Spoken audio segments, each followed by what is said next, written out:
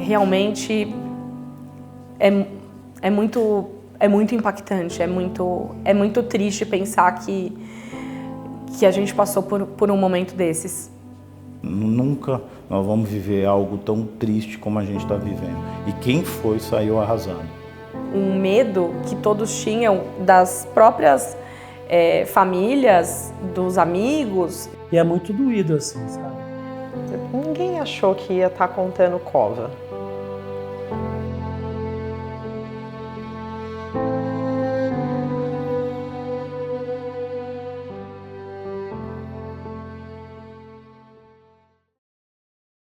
Acho que foi a coisa mais difícil que eu fiz. Né?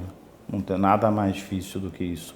Primeiro que eu nunca fui treinado a lidar com a morte no dia a dia, não é algo da minha vida. Depois se deparar com a dor de um monte de família também muito triste. E algo que você não sabia o que estava acontecendo, né? Ninguém sabia que doença era. E a gente já tinha aqui o lema, né, de que a gente cuidava da vida das pessoas e ali a gente não estava cuidando de vida. A gente estava cuidando de morte. Nós éramos responsáveis pelo serviço funerário. Então, tiveram muitas situações ruins. Não tinha álcool em gel. Nossa! Não tinha álcool em gel, é verdade. Eu lavava tanto minha mão, meu Deus. Nossa, sério. Meu dedo descamou. As unhas todas quebradas e o dedo descamando, a mão toda saindo em pele. O álcool, por exemplo, ficou super caro uma época. A gente não tinha máscara. Não tinha máscara para comprar para as pessoas. Eu lembro que teve até um processo bem ruim, assim, depois, né, a gente olha dessa forma. Porque pagaram muito caro na máscara. Gente, não tinha máscara. Eu também achei caro. Mas não tinha em outro lugar. Ninguém tinha máscara para vender. Quem tinha não estava vendendo porque já tinha contrato com o hospital e o hospital ia precisar.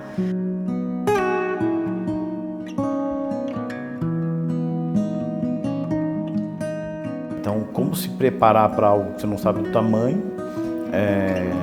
e também você não sabe o tempo que isso pode acontecer. Pode ser em uma semana, 15 dias, 20. Ninguém sabia direito nem a incubação do vírus na primeira onda, né? Até que as pessoas começaram a contrair o vírus mesmo.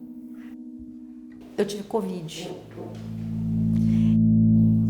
E aí na segunda-feira, assim, ela anunciou que estava com Covid. Isso foi bem assustador, assim, porque foi a primeira pessoa que eu conhecia que pegou, e foi bem no início. Eu fiquei muito ruim. E eu ligava e falava, escuta, você tem saco de óbito, né? Você tem caixão, você tem câmera fria, a gente precisa disso, a cidade de São Paulo precisa, né? Foram dias muito difíceis, realmente, muito difíceis, porque é claro que era um medo que todos tinham das próprias famílias, dos amigos, né? A gente nunca sabia qual que ia ser o desdobramento e os efeitos da doença em cada um. Você não tinha nem o calor humano em lugar nenhum, você não via nem a família, né? Eu lembro que pela primeira vez na vida eu passei o Natal longe da minha família, porque eu trabalhava, eu estava na rua, então a minha chance de contaminação era grande demais e eu não podia colocar os meus pais em risco, né? Eu vinha a pé para não pegar transporte público. Eu vinha muito rápido. Eu lembro que eu andava muito rápido, Você tinha esse medo, né, de andar... Mas eu não sabia que poderia acontecer. Então eu tinha segurança, às vezes, de vir num carro de Uber, que eu sabia que eu ia cruzar com uma pessoa só, do que cruzar com várias pessoas no meio do caminho. Eu cheguei nessa secretaria suada, de tanto que eu corria na rua com medo de ninguém, porque não tinha ninguém. Eu tomava banho na pia, eu lavava o rosto, eu lavava os braços. Desde então, eu acho que eu até perdi o hábito de passar maquiagem. A gente arrumava algum lugar para pedir comida e aí a gente se juntava na sala de reunião para almoçar todo mundo junto, porque era o que junto, cada um num canto da mesa, né? Era uma mesa grande de reunião, um sentava numa ponta, o outro na outra. A nossa equipe fez tanta coisa que a gente não achou que faria. Porque a nossa secretaria não trabalhava com isso, né? E ao mesmo tempo a gente tendo que estar tanto com o serviço funerário e pensando esse serviço funerário, quanto também tendo que fechar o comércio.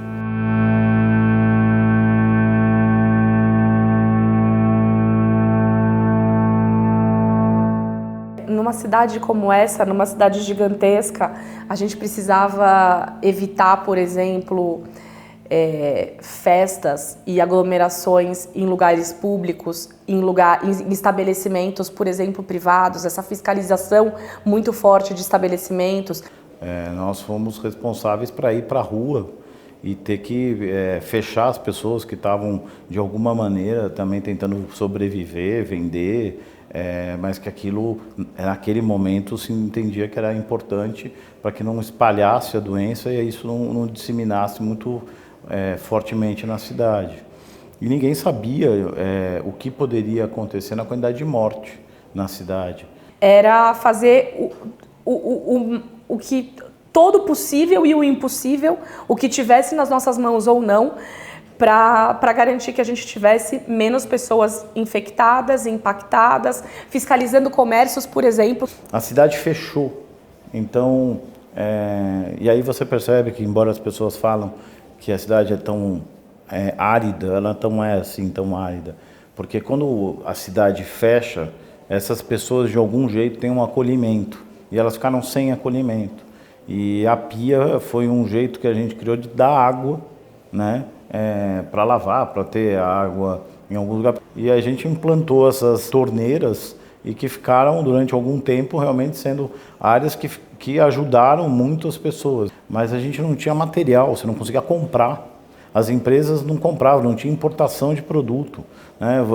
As lojas estavam fechadas. Então a gente teve que criar algo com aquilo que existia. Existia cano de manilha, que era um negócio que a gente tinha de concreto, pedra, e cano com algumas coisas, porque a gente não conseguia fazer licitação, não tinha ninguém do outro lado para querer vender, porque não tinha produto. Tinha um núcleo, um gabinete de crise com o prefeito e com todos os secretários da administração, então a gente sempre olhava de uma forma muito transversal, aonde estava subindo leito, aonde estava subindo óbitos e o que a gente precisava fazer ali de ações, sempre pensando na prevenção. Na época o Bruno era o prefeito, me chamou e falou, a gente não sabe o que acontece, mas eu quero que todo mundo tenha um enterro digno. Isso nós vamos garantir. E aí, junto com o governo do estado, se montou um grupo multidisciplinar, junto com até o Exército Brasileiro, a Polícia Militar, universidades, Polícia Civil, EML. E ali começou a se estudar um pouco o que aconteceu. O Donesi, muito sábio, uniu forças técnicas para a gente entender como lidar com a crise e a emergencialidade do caso. Como a gente tinha um tempo, acontecia primeiro na Europa para depois acontecer aqui, né? Então a gente teve talvez essa possibilidade de estudar um pouco o que aconteceu e ali se percebeu um pouco a tendência do que podia acontecer aqui e que medidas poderiam ser tomadas. E eram reuniões diárias que a gente teve durante um tempo. Nós não podemos ter as mesmas situações que tivemos em cidades de países desenvolvidos, tais como a Itália, que tinham corpos espalhados pelas ruas. Nós não teremos aqui em São Paulo, mas para isso eu preciso que vocês sejam frios.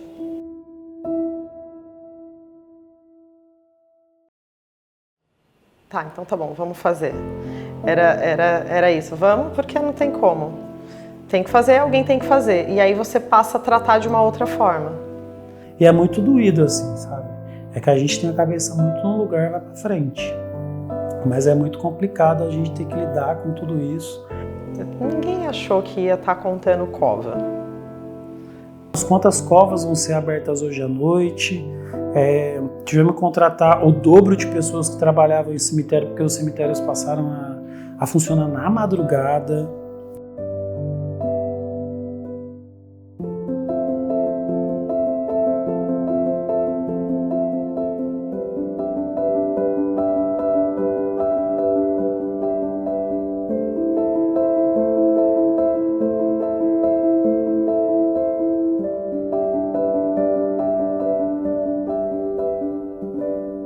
Que foi a coisa mais difícil, ir nos cemitérios, acompanhar aquilo, contar a quantidade de cova, ver a quantidade de saco, né, que a gente tinha, caixão. É uma coisa muito triste, porque você também não sabia também, nem se você também estaria ali, né? A capacidade dos cemitérios estava chegando no extremo, então precisaria de uma alternativa para poder atender essa demanda, que foi onde surgiu a necessidade de fazer o cemitério vertical. Em vez de procurar um terreno para fazer uma praça, um terreno para fazer uma creche, eu vivi situações que eu tinha que procurar espaço para criar áreas para fazer caso continuasse aquela situação que vinha acontecendo com o número de mortos, né? Uma das coisas que nós fizemos foi enterrar 24 horas, né? Então nós contratamos torres de iluminação. Essas torres de iluminação faziam com que fossem abertas as valas durante 24 horas. A gente tinha lugar para abrir, né, em todos os cemitérios da cidade. A gente também contratou a gente contratou até containers de câmaras frias. Nós tivemos que cronometrar quanto tempo demorava um sepultamento. Então, assim, quanto tempo o corpo chega, o corpo sai daqui, vai para ali, quanto tempo demora para abrir uma cova, quanto tempo demora para pegar o corpo, levar até a cova, quanto tempo demora para colocar o caixão dentro da cova, para jogar a terra, para fechar, para poder fazer o próximo. E a partir disso a gente foi criando quanto que precisava de sepultadores, quanto precisava de carro dentro, contratação de torre de iluminação noturna, para você ter todos os protocolos. Os enterros demoravam em média de 25 a 30 minutos no máximo. Não podia ter os parentes próximos por conta da doença, porque era contagioso, mas nós nos preparamos, mesmo que na emergencialidade, mesmo que correndo, mesmo que planejando e executando, acertando e corrigindo, né, voltando atrás, vamos corrigir aqui, a gente conseguiu fazer com que essas pessoas tivessem dignidades mesmo ali. Não era só a morte, tinha a questão do o que fazer com os corpos, né? Porque aí tudo virava dado e aí, bom, precisa transportar, não tem mais transporte. Um dos episódios foi que a gente não conseguia ter carros funerários para fazer o transporte. Né? E nós alugamos vans, e quem estava sem serviço à época eram as vans escolares. Então a gente aluga as vans escolares para prestar esse serviço, né? E a gente prepara toda essa van, coloca a iluminação preta, faixas pretas ali. A gente cuida da família e da dignidade do enterro daquele cidadão, né? Que morreu de Covid. E a gente cuida da família do motorista da van escolar, através de uma terceirizada, é óbvio, mas que tinha ficado sem o seu emprego, sem condições mínimas de trabalho, porque foi tudo cortado de uma hora para outra. Mas no fim, nós conseguimos resolver duas situações difíceis, que era o emprego do pirueiro, que cuida dessa van, que vive, que tem sua família para sustentar, e da dignidade, e tudo isso com muita segurança sanitária. E a gente criou alguns protocolos, e ali foi, se a gente tiver se falecerem 200 pessoas por dia, segue aqui, 400, se falecesse, eu não me lembro mais o protocolo de cabeça, mas eu acho que se fosse até 800, acima de 400 falecimentos por dia, a gente fecharia todos os cemitérios e operaria em 2 cemitérios, porque é uma questão de logística. E isso foi muito transparente.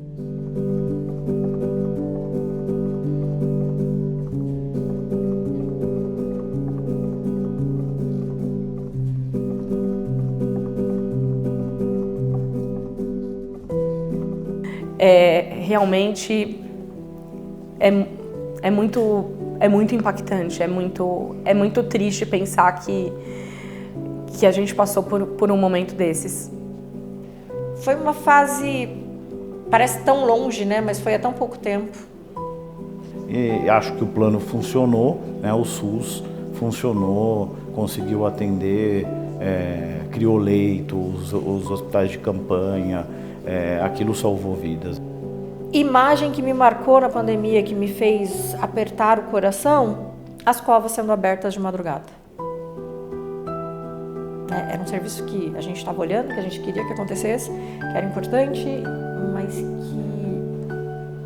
nunca na história da humanidade a gente viu enterros acontecendo durante a madrugada, durante a noite, né? E apesar de muito dolorido, apesar de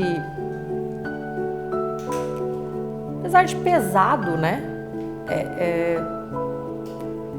Era aquilo, a dignidade daquelas pessoas era resultado do nosso trabalho. Então, ao mesmo tempo que aquilo pesou muito para mim foi a imagem que mais me afetou. Eu sou uma pessoa meio dura, né? Eu não sou uma pessoa de fácil choro, mas aquilo pesou para mim.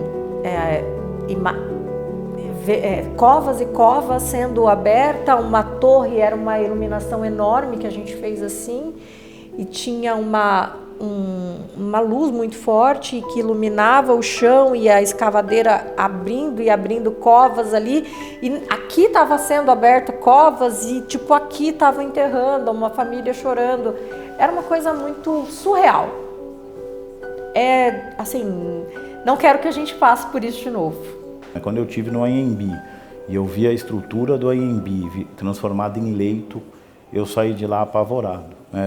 A ponto que eu levei todos os subprefeitos e as equipes, quem quis ir, para entender a gravidade, porque o dia que eu fui lá, eu saí de lá chorando. Nunca nós vamos viver algo tão triste como a gente está vivendo. E quem foi, saiu arrasado. Era uma coisa assim de você passar e era box do lado de box, equipamento do lado de equipamento, uma cena assim que você falava, nossa, isso aqui encher, meu Deus. Era uma área muito grande, você imagina aquela área do pavilhão de exposição inteirinha cheia de camas. Eu acho que nós fizemos um bom trabalho, porque embora muitas pessoas faleceram, nenhuma delas ficou sem um enterro digno, nenhuma delas ficou, né, com seus familiares ali de forma desumana, né? Todos foram tratados com dignidade na cidade de São Paulo, mas não foi fácil. Eu acho que o grande mérito da pandemia é da saúde, com certeza, do secretário Edson Aparecido, que estava à frente e que também não dormia, que virava e que eu acho que fez o que ninguém imaginava que era possível ser feito, né?